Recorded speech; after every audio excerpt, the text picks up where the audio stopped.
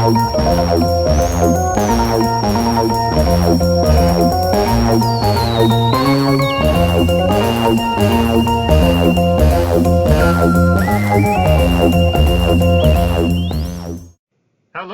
and welcome to Doctor Who 50 Years Ago, the show that looks back to the episode that aired in 1970 and looks at the differences between then and now.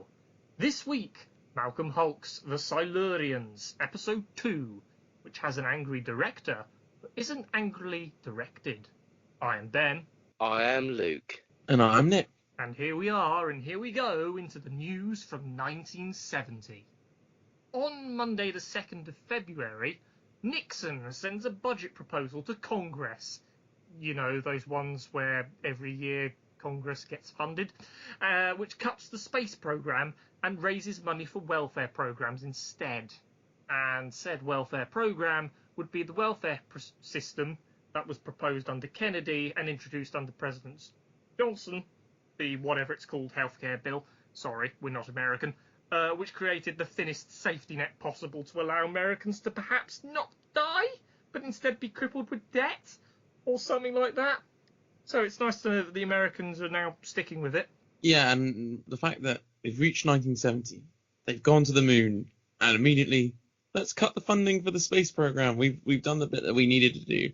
This was never about actually exploring space or, expanding the frontiers of humanity. It was just to one-up the Soviet Union.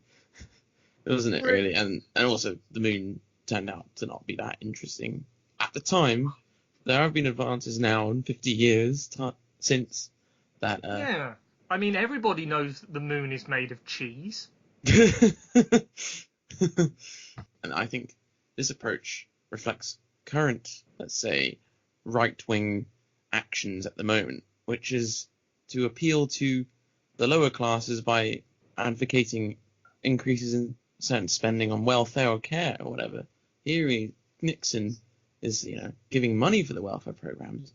And in certain countries, like this one, certain parties in power are actually advocating stopping, rolling back austerity and upping spending on social programs and whatnot. We talked about education being the political football last week, so we seem to have rolled it into another pitch, so to speak. But that's the ever-increasing tendrils of politics, increasingly infecting people's normal lives and deaths. But that's the story of 50 years ago and now. On Tuesday the 3rd of February, NASA makes a second successful launch of a rocket with electrostatic ion thrusters. It operates for 31 minutes and then orbits for 11 years. With engines that can operate for 157 days on end. So, despite those budget cuts we've just mentioned, NASA are still making advances in the field of science and rocketry. And if anyone can explain to me what an electrostatic ion thruster does nicely, I will give you a theoretical cookie, like the ones we modern-day adults eat because money isn't a thing. Nick? Yeah, I was thinking, being the physics graduate, I ought to be able to explain it. Electrostatic means that you haven't got a potential difference across the whatever it is, the circuit or whatever you got. So, but an ion is an atom, but without that's charged. So it's like, let's say if you had a helium atom that's got 2 electrons. So if you took 1 electron off, you're going to get a helium plus atom, and so then that's an ion now rather than an atom. That's what an ion is. So you'll have these ions there, which, because they are electrically charged, you can get an electrostatic thing going on. So you don't need a potential difference, which is a voltage, It makes the rocket go whoosh, yeah? Well, presumably somehow as a thruster. Well, Cool. I mean, that's what And finally, on Thursday the 5th of February, there's an Australian nickel mining company whose shares soar to a record high. And this is because the company has started drilling and will soon find a major discovery of a nickel deposit at Mount Windara in Western Australia. Now, drilling comes to the forefront later in this series, but nevertheless, we're still sucking the earth of its resources for a cheap, ultimately short-term capital gain. Yay. Essentially, what you had here was a thing called the Poseidon bubble. Essentially, this one company found a load of nickel, and so its shares skyrocketed. So all the other investors said, well, we can't buy shares in that company, but let's buy shares in all these other companies around it who are kind of doing the same thing but are cheaper. And essentially, this kind of ruined the nickel market. And by the time that anyone actually started to get some nickel, the market was dead. And so essentially, it is a race to the bottom. It is absolutely a race to the bottom, economically yes. and scientifically. When you're talking about cheap, ultimately short-term capital gain, you know, how little foresight can you have? And no wonder people like Malcolm Hulke are sick of everything that's going on. And don't worry, I mean, we're all sick of it now because we are literally that dog meme, sipping our coffee and screaming, "This is fine," whilst Australia lives in one of Dante's levels of hell. Yes. Yes, they kind of do. Yes, what fun. So that's Nixon, NASA, and nickel. And that's the news. And that's enough alliteration. We shall get into The Silurians, Episode 2, aired on the 7th of February 1970.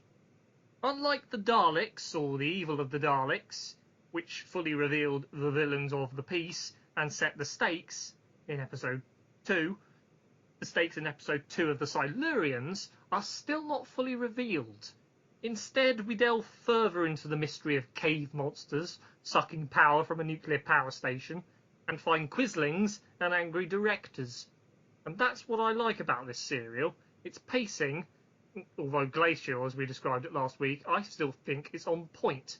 And that's probably attributed to Malcolm Hulke, who is a good one with stories and their meanings and pacing, if only because he has to be. Well, didn't he first start writing soap operas?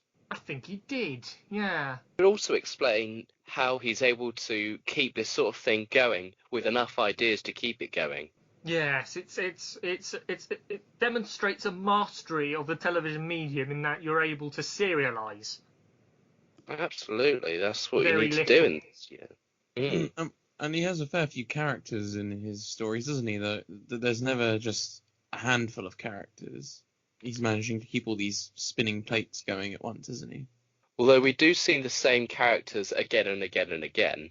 Oh, true. I'm not saying they're a huge cast. I mean, it is Doctor Who in the 70s. You can't have too many people, but compared to some, where some stories you'll have the Doctor and companion, and then maybe like a few other, like 2 or 3 other notable characters, and then everyone else is like nothingy. This serial has, a fair number of ones, like Not Nida, the security, like, was it Major Baker? I don't mean it like that. I mean, he can use the same sort of figures again and again. Oh, like, you mean he's got the same stock characters sort of thing? Exactly. You've got... That also hints to him being soap opera, isn't it? Where you use the same stock characters in that. He often has the military types or the official types at the top who are a bit corrupt, but he's very on board with, like, the grunts. And it's a lot about that sort of struggle of good people without much power against bad people who have all the power. That may be true for the humans, but as we'll get further into the story, we'll end up prominently talking about the young Silurian, who's more of a revolutionary and becomes the main villain of the piece. In order to critique Malcolm Hulke's way of storytelling and use of characters, we better look at this episode in greater detail. The Beige Doctor is saved from being bitch-slapped by a dinosaur by an electric noise, which was essentially a dog whistle. Down, Fido, go terrorise London instead. Before the brig, Liz, and Major Baker can go down and rescue him, the Doctor returns and talks of his discoveries down there. The cyclotron's working fine now after the near meltdown last episode, so that infuriates Dr. Lawrence, but Dawson and Quinn are still worried. And it's this cave scene and other cave scenes in this episode that remind me of, prominently brought into the forefront Carey Blyton's soundtrack, which is eclectic to say the least. Some might say it's a perfect folky soundscape for this tale of underground reptiles from the past with crump horns and xylophones and the like. Others might say it sounds like Terry Jones's mouse organ and fills one with the same horror. Bless Jones's soul, because he's just died. R.I.P. Terry Jones. Yep. Do you find Carey Blyton's soundtrack good or bad? I feel it's sometimes too on the nose, like going too weird, and then at other times too nice. When the farmer finds the Silurian, you've got this English country cottage flute music, like do do Yeah. do do, and then So it can be overbearing at some points, but I find it endearing anyway. it's the sort of strange noises that I would listen to generally.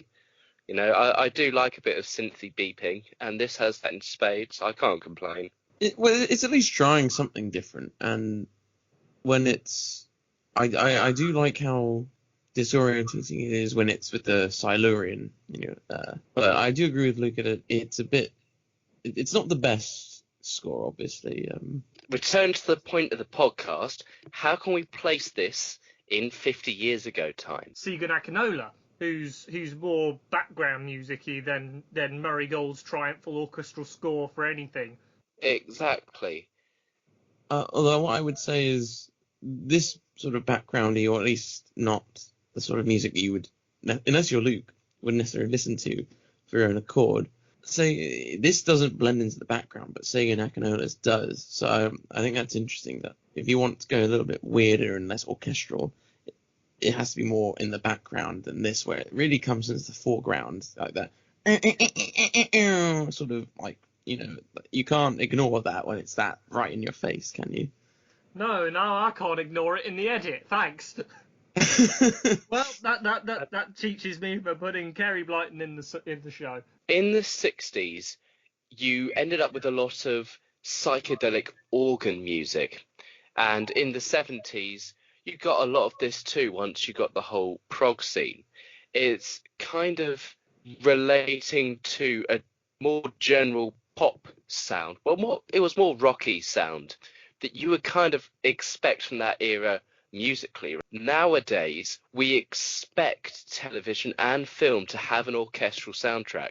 But really, it was only when Jaws came along, the orchestral soundtracks really started kicking into gear again properly, right?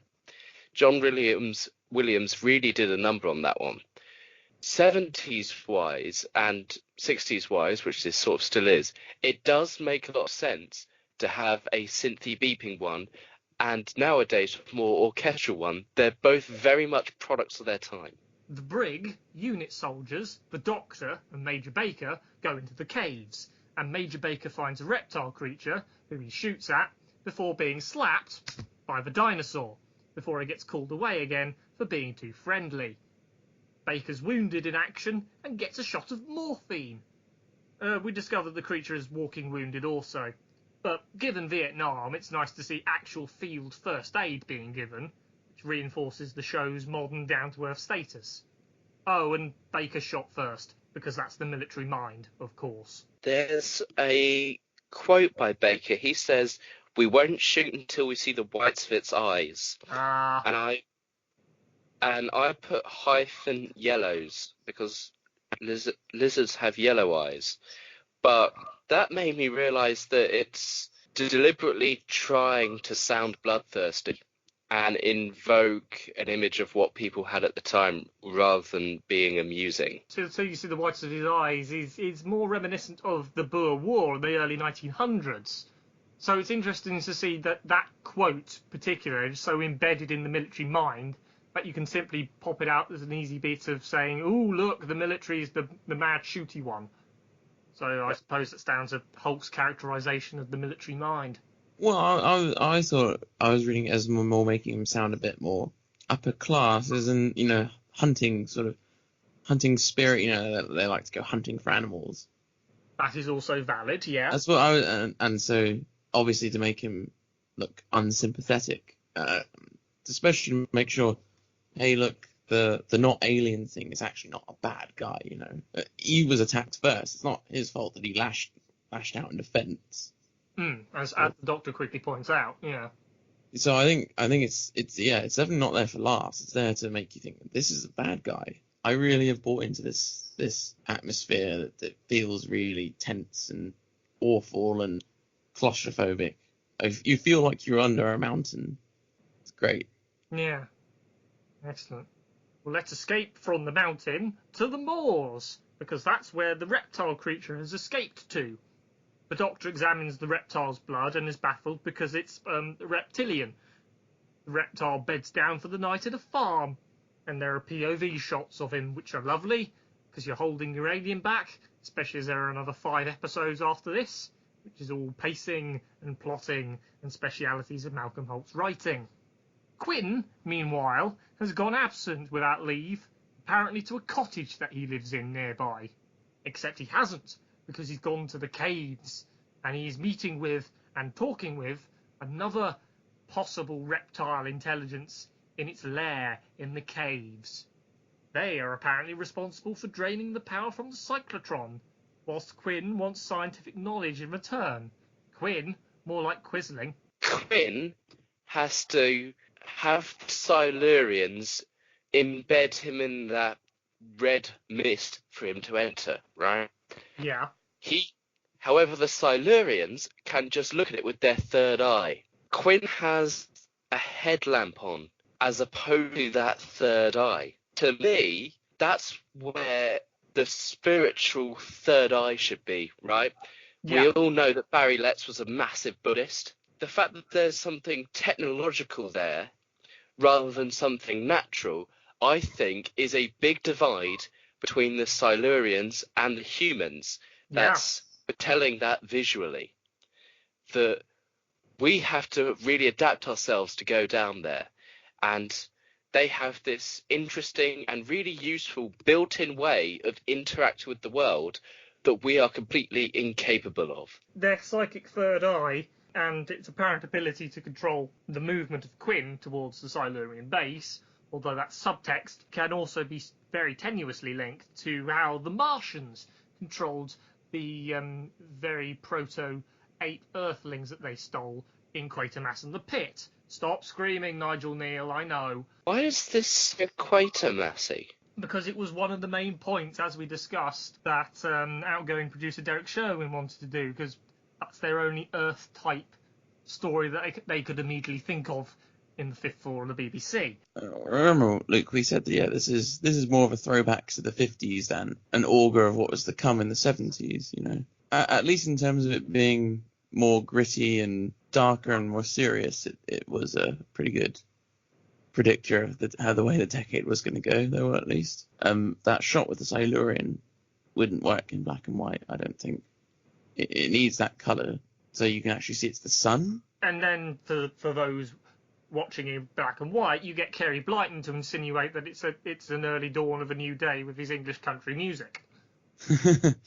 I'm going to watch the next episode in black and white. You guys watch it in colour, and we'll compare notes. Ooh, sure. I like the fact that this is carrying on the less technobabble, like that's just not real science, kind of. It's just fictional science. Here, they're using a microscope to look at the blood sample from the Silurian. Oh, look, it's real technology that was available to people at the time. This further grounds it in being hard science. So the breathing sounds scary, but also it does sound like the Silurian is struggling, doesn't it? It does sound like it's wounded. So yes. It's not like it's a which sounds menacing, but also if you think about it, it's quite obvious he's been shot and is wounded. More of that grey area that Malcolm Hulke likes. Up to this point, we would be asked as the audience to fear the aliens, right? Most of the time, the aliens have been nasty if they're the monsters. Is this murkiness related to any current events in the 70s? So it depends on your point of good versus evil, because morality, as we'll see when we get to the Silurians, is twisted as well. Because They don't want to live in peace. They're massively racist against humans. Some of them, anyway. Malcolm Hulke was quite a lefty, to put it mildly. There was a remark that I think Not Nida says that there's been outside influence affecting the staff, and that's the Silurians. And it's like, maybe this taps into the sort of Cold War thing again. The Silurians represent the Soviet Union, the communists, So it's murky because he acknowledges that it's not clear cut who's better, but they're not evil. This is around the time when détente is going on, isn't it, Ben? Yeah, early starts. Yeah. Early starts. So we're starting to see that a slight cooling from where the Cold War was got very close to being hot in the early 60s. It's starting to cool down a bit again, and doesn't really get hot again till Afghanistan? Yeah, I think what we can take away from that is that even though we're slowly moving away from monochrome television, we're not moving away from monochrome morality. We're still looking at not as black and white, but as shades of grey. Quinn is given a reptile summoning device to retrieve the injured one. It, of course, is in the barn and attacks a farmer and his wife, as we told you with English country music. The Brig and Dr. Lawrence, not Nida for those of you who are not keeping up at home, have a sparring match about the power losses. Lawrence will not stop the research programme, and thus is the impasse. Unit are called to the barn, including Liz, who gets to do forensic tests, even though the doctor establishes the farmer died of fright, which is a bit dumb. The Doc and Brig attempt to talk to the farmer's wife, but she's delirious, like the cave painter last episode. She identifies that the reptile is still in the barn. It is, and attacks Liz. Not Nida. It gets all complainy and says, "I'm going to write to the Permanent Undersecretary." And I thought, again, another reminder. This is in the real world. You guys talk to a real authority figure in the civil service or something. Someone who the Brig answers to. So they haven't forgotten that this is all part of a government operation. And, in other eras of Doctor Who, they wouldn't even mention something like that. But here they do, and it's a nice touch of realism. While that bit of what he says is realistic, it still strikes me that he's the most one-note, unrealistic character in so much of Doctor Who at this time. It's amazing how simple the dynamic is in a story which has so much more interesting morality going on around it, that you still have this prime scumbag at the top, even though within the lower echelons you get a lot more diversity of personality and development of character.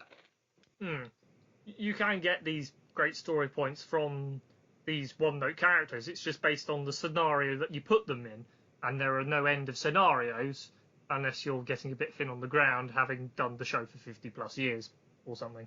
And so that neatly segs us back into what we were talking about at the beginning: Malcolm Hulke's ability to write, to characterise, to plot, and to pace.